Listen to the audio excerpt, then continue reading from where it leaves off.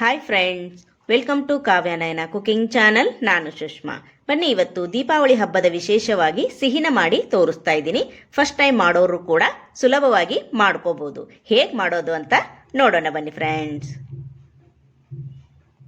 ಮೊದಲನೇದಾಗಿ ನಾವು ಕನಕನ ರೆಡಿ ಮಾಡ್ಕೊಳ್ಳೋಣ. ಒಂದು ಪರಾತನ್ನ ತಗೊಂಡಿದ್ದೀನಿ. 2 ಕಪ್ ಆಗುವಷ್ಟು ಮೈದಾ ಹಿಟ್ಟನ್ನ ಹಾಕೋತಾ ಇದ್ದೀನಿ. ನೀವು ಯಾವ್ದಾದ್ರು ಒಂದು ಕಪ್ ಅಳತೆಯಲ್ಲಿ ಹಾಕೊಳ್ಳಿ. ನೋಡಿ, 2 ಕಪ್ ಅಷ್ಟು ಮೈದಾ ಹಾಕೊಂಡಿದ್ದೀನಿ. ಅದೇ ಕಪ್ ಅಳತೆಯಲ್ಲೇನೆ ಅರ್ಧ ಕಪ್ ಆಗುವಷ್ಟು ಚಿರೋಟಿ ರವೆನ ಹಾಕೋತಾ ಇದ್ದೀನಿ. ಹಾಗೆ ಇಲ್ಲಿ ಒಂದು 4 ಸ್ಪೂನ್ ಆಗುವಷ್ಟು ಅಡಿಗೆ ಎಣ್ಣೆನ ಹಾಕೊಳ್ಳೋಣ. ಯಾವುದೇ ಸ್ವೀಟ್ ಮಾಡಿದ್ರು ಒಂದು ಚಿಟಿಕೆ ಆದ್ರೂ ಉಪ್ಪನ್ನ ಸೇರಿಸ್ಕೋಬೇಕು. ನಾನು ಒಂದು ಚಿಟಿಕೆ ಆಗುವಷ್ಟು ಉಪ್ಪನ್ನ ಸೇರಿಸ್ಕೊತಾ ಇದ್ದೀನಿ. ಈಗ ಚೆನ್ನಾಗಿ ಕೈಯಲ್ಲಿ ಮಿಕ್ಸ್ ಮಾಡ್ಕೊಳ್ಳೋಣ. ಹೊಸಬ್ರು ಯಾರಾದ್ರೂ ವಿಡಿಯೋ ನೋಡ್ತಾ ಇದ್ರೆ ಪ್ಲೀಸ್ ಸಬ್ಸ್ಕ್ರೈಬ್ ಮಾಡ್ಕೊಂಡು ನೋಡಿ. ವಿಡಿಯೋನ ಇಲ್ಲೂ ಕೂಡ ಸ್ಕಿಪ್ ಮಾಡಬೇಡಿ, ಪೂರ್ತಿಯಾಗಿ ವಿಡಿಯೋ ನೋಡಿ ಸಪೋರ್ಟ್ ಮಾಡಿ. ನಮ್ಮ ವಿಡಿಯೋಗಳು ನಿಮ್ಗೆ ಏನಾದ್ರೂ ಯೂಸ್ಫುಲ್ ಆದ್ರೆ ನಿಮ್ಮ ಫ್ಯಾಮಿಲಿ ಫ್ರೆಂಡ್ಸ್ಗೆಲ್ಲ ಶೇರ್ ಮಾಡಿ. ಆದಷ್ಟು ನಾನು ಸಿಂಪಲ್ ಆಗಿ ರೆಸಿಪೀಸ್ ನ ತೋರಿಸ್ಕೊಡ್ತಾ ಇರ್ತೀನಿ. ಈಗ ಸ್ವಲ್ಪ ಸ್ವಲ್ಪನ ನೀರನ್ನ ಹಾಕೊಂಡು ನಾವಿಲ್ಲಿ ಸಾಫ್ಟ್ ಆಗಿ ಕಣಕನ ರೆಡಿ ಮಾಡ್ಕೊಳ್ಳೋಣ.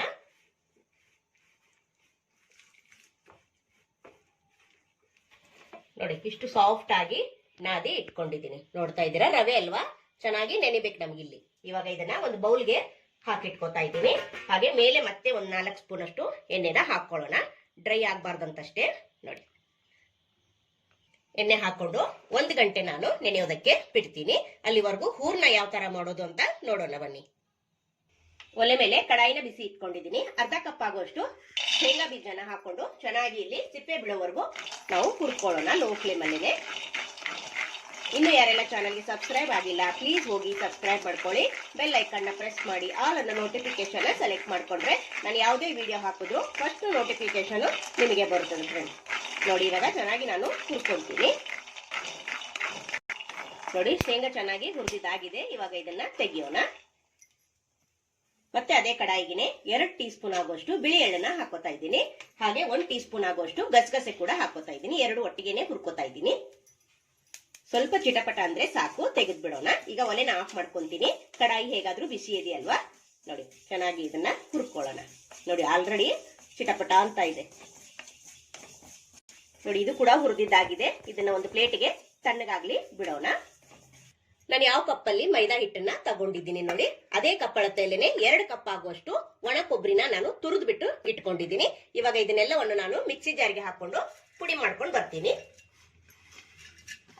ಇವಾಗ ನೋಡಿ, ಮಿಕ್ಸಿ ಜಾರ್ಗೆ ಹಾಕೊಂಡು ಪುಡಿ ಮಾಡ್ಕೊಂಡು ಬಂದಿದ್ದೀನಿ. ನೋಡ್ತಾ ಇದ್ದೀರಾ.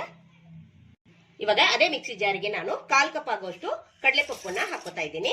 ಹಾಗೆ ಅವಾಗ್ಲೇ ಹುರ್ಕೊಂಡು ಇಟ್ಕೊಂಡಿದ್ದೀನಲ್ಲ ಶೇಂಗಾ ಬೀಜ, ಅದನ್ನು ಕೂಡ ಹಾಕೋತಾ ಇದ್ದೀನಿ. ಹಾಗೆ ಇಲ್ಲಿ ಗಸಗಸೆ ಬಿಳಿ ಎಳ್ಳನ್ನು ಕೂಡ ಹಾಕೋತಾ ಇದ್ದೀನಿ. ನೀವು ಇದ್ರ ಜೊತೆಗೆ ಏಲಕ್ಕಿ ಕೂಡ ಹಾಕೋಬಹುದು. ಇದು ಕೂಡ ಅಷ್ಟೇ ನೈಸ್ ಆಗಿ ಪುಡಿ ಮಾಡ್ಕೊಂಡು ಬರೋಣ. ಇದನ್ನು ಕೂಡ ಅಷ್ಟೇ ಫೈನ್ ಆಗಿ ಪುಡಿ ಮಾಡ್ಕೊಂಡು ಬಂದಿದ್ದೀನಿ. ನೋಡಿ, ಇದನ್ನು ಕೂಡ ಕೊಬ್ಬರಿ ಜೊತೆಗೇನೆ ಮಿಕ್ಸ್ ಮಾಡ್ಕೋತಾ ಇದ್ದೀನಿ. ಒಲೆ ಮೇಲೆ ಒಂದು ಪಾತ್ರೆನ ಇಟ್ಕೊಂಡಿದ್ದೀನಿ. 1/4 ಕಪ್ ಆಗೋಷ್ಟು ಬೆಲ್ಲನ ಹಾಕೋತಾ ಇದ್ದೀನಿ. ನಾನಿಲ್ಲಿ 2 ಕಪ್ ಅಷ್ಟು ಕೊಬ್ಬರಿನ ತಗೊಂಡಿದ್ದೀನಿ. ಅದಕ್ಕೋಸ್ಕರ 1/4 ಕಪ್ ಅಷ್ಟು ಬೆಲ್ಲ ಹಾಕೋತಾ ಇದ್ದೀನಿ. ನೀವು ಸ್ವೀಟ್ ಜಾಸ್ತಿ ತಿನ್ನೋರಾದ್ರೆ 1.5 ಕಪ್ ಅಥವಾ 2 ಕಪ್ ಆದ್ರೂ ನೀವು ಹಾಕೋಬಹುದು. ನಾನು ಹಾಕಿರೋ ಸ್ವೀಟು ಕರೆಕ್ಟ್ ಆಗಿದೆ. 1/4 ಕಪ್ ಅಷ್ಟು. ಅದೇ ಕಪ್ ಅಳತೆಯಲ್ಲೇನೆ 1 ಕಪ್ ಆಗುವಷ್ಟು ನೀರನ್ನ ಹಾಕೋತಾ ಇದ್ದೀನಿ. ಇಲ್ಲಿ ಬೆಲ್ಲನ ಚೆನ್ನಾಗಿ ಕರಗಿಸ್ಕೊಳ್ಳೋಣ. ಕರಗಿಸಿ ನಾನಿಲ್ಲಿ ಸೋಸ್ಕೊಂತೀನಿ. ನೋಡಿ, ಚೆನ್ನಾಗಿ ಬೆಲ್ಲನ ಕರಗಿಸ್ಕೊಂಡಿದ್ದೀನಿ. ಇವಾಗ ಸೋಸ್ಕೊಳ್ಳೋಣ ಒಂದು ಕಡಾಯಿಗೆ ನಾನು. ನೋಡಿ, ನಿಮ್ಮ ಹತ್ರ ಬೆಲ್ಲ ಚೆನ್ನಾಗೇ ಇದ್ರೆ ನೀವು ಸೋಸ್ಕೊಳ್ಳೋದೇನು ಬೇಡ. ನೋಡಿ, ಕಸೂರು ಕಡ್ಡಿ ಎಲ್ಲ ಇರುತ್ತಲ್ವಾ, ಅದಕ್ಕೋಸ್ಕರ ಸೋಸ್ಕೊಂತೀನಿ. ಇದಕ್ಕೇನೆ ಏಲಕ್ಕಿ ಪುಡಿನ ಹಾಕೋತಾ ಇದ್ದೀನಿ. ಈಗ ನೋಡಿ, ಚೆನ್ನಾಗಿ ನೀರು ಕುದಿತಾ ಇದೆ. ನಾನು ಅವಾಗಲೇ ಕೊಬ್ಬರಿ ಹಾಗೆ ಕಡಲೆಪಪ್ಪು ಕಡಲೆ ಬೀಜನೆಲ್ಲ ಪುಡಿ ಮಾಡ್ಕೊಂಡು ಬಂದಲ್ಲ, ಅದನ್ನ ಹಾಕೊಂತೀನಿ. ಇವಾಗ ಚೆನ್ನಾಗಿ ಮಿಕ್ಸ್ ಮಾಡ್ಕೊಳ್ಳೋಣ. ನೋಡಿ, ಇದೇ ತರ ಲೋ ಫ್ಲೇಮ್ ಅಲ್ಲೇನೆ ಚೆನ್ನಾಗಿ ಮಿಕ್ಸ್ ಮಾಡ್ತಾ ಇರಿ. ನಮಗಿಲ್ಲಿ ಹೂರ್ಣದ ಹದ ಬರಬೇಕು, ಹಾಗೆ ತಳ ಕೂಡ ಬಿಡಬೇಕು. ಅಲ್ಲಿವರೆಗೂ ನಾವು ಇದನ್ನ ಈ ತರ ಮಿಕ್ಸ್ ಮಾಡ್ತಾನೆ ಇರೋಣ. ನೋಡಿ ಫ್ರೆಂಡ್ಸ್, ಗಟ್ಟಿ ಆಗ್ತಾ ಇದೆ, ಹಾಗೆ ತಳ ಕೂಡ ಬಿಡ್ತಾ ಇದೆ. ನೋಡ್ತಾ ಇದ್ದೀರಾ. ಸ್ವಲ್ಪ ನೀರಿನ ಅಂಶ ಇರಬೇಕು, ಅಂದ್ರೆ ಜಾಸ್ತಿ ಇರಬಾರ್ದು, ಸ್ವಲ್ಪ ಇದ್ರೆ ಸಾಕು. ಇವಾಗ ಡ್ರೈ ಮಾಡೋದಕ್ಕೆ ಬಿಡೋಣ. ಅಂದ್ರೆ ಫುಲ್ ತಣ್ಣಗಾಗ್ಬೇಕು ಹೂರ್ಣ. ಒಂದು ತಟ್ಟೆಗೆ ಅಗಲವಾಗಿ ಹಾಕೊಳ್ಳಿ. ಒಂದು 10 ನಿಮಿಷ ಇದನ್ನ ಆರೋದಕ್ಕೆ ಬಿಡೋಣ. ನೋಡಿ, ಹೂರ್ಣ ಎಲ್ಲ ತಣ್ಣಗಾದ್ಮೇಲೆ ನಾನು ಯಾವ ಸೈಜ್ ಅಲ್ಲಿ ಹೋಳಿಗೆ ಮಾಡ್ತೀನಲ್ಲ ಆ ಸೈಜ್ ಅಲ್ಲಿ ಹೂರ್ಣದ ಉಂಡೆನ ಮಾಡಿ ಇಟ್ಕೊಂಡಿದ್ದೀನಿ. ಹಾಗೆ ಹಿಟ್ಟು ಕೂಡ ಚೆನ್ನಾಗಿ ನೆನೆದಿರುತ್ತೆ ನೋಡಿ. 1 ಗಂಟೆಗಿಂತ ಜಾಸ್ತಿನೇ ನೆನೆಸ್ಕೊಂಡಿದ್ದೀನಿ. ಇವಾಗ ಹೋಳಿಗೆ ಮಾಡ್ಕೊಳ್ಳೋಣ ಬನ್ನಿ. ನೋಡಿ, ಒಂದು ಉಳ್ಳಿನ ತಗೊಂಡು ಈ ತರ ಅಗಲ ಮಾಡ್ಕೊತಾ ಇದ್ದೀನಿ ಎಣ್ಣೆ ಹಚ್ಕೊಂಡು. ಇವಾಗ ಒಂದು ಹೂರ್ಣದ ಉಂಡೆನ ಇಟ್ಕೊಳ್ಳೋಣ. ನೋಡಿ ನೋಡಿ ಎಷ್ಟು ಚೆನ್ನಾಗಿ ಬಂದಿದೆ ನೋಡಿ ಹೂರ್ಣ. ನೋಡಿ, ಆರಿದ ಮೇಲೆ ಹೂರ್ಣ ಹದಕ್ಕೆ ಗಟ್ಟಿಯಾಗಿ ನಮಗೆ ಕರೆಕ್ಟ್ ಆಗಿರುತ್ತೆ. ಇವಾಗ ಇದನ್ನ ಸ್ಟಫಿಂಗ್ ಇಟ್ಕೊಳ್ಳೋಣ. ಈಗ ನೀಟಾಗಿ ಫಿಲ್ಅಪ್ ಮಾಡ್ಕೊಳ್ಳೋಣ. ನೋಡಿ, ಎಕ್ಸ್ಟ್ರಾ ಹಿಟ್ಟಿದ್ರೆ ತೆಗೆದ್ಬಿಡಿ. ನೋಡಿ, ಈ ತರ ಎಕ್ಸ್ಟ್ರಾ ಏನಾದ್ರೂ ಇದ್ರೆ ತೆಗೆದ್ಬಿಡಿ. ನೋಡಿ, ಈಗ ಅದರಲ್ಲೇ ಪ್ರೆಸ್ ಮಾಡಿಕೊಂಡು ನೋಡಿ, ಇವಾಗ ಸೀಟ್ಗೆ ಇನ್ನೊಂದು ಸ್ವಲ್ಪ ಎಣ್ಣೆ ಹಚ್ಚಿ ನಾವು ತಟ್ಕೊಳ್ಳೋಣ.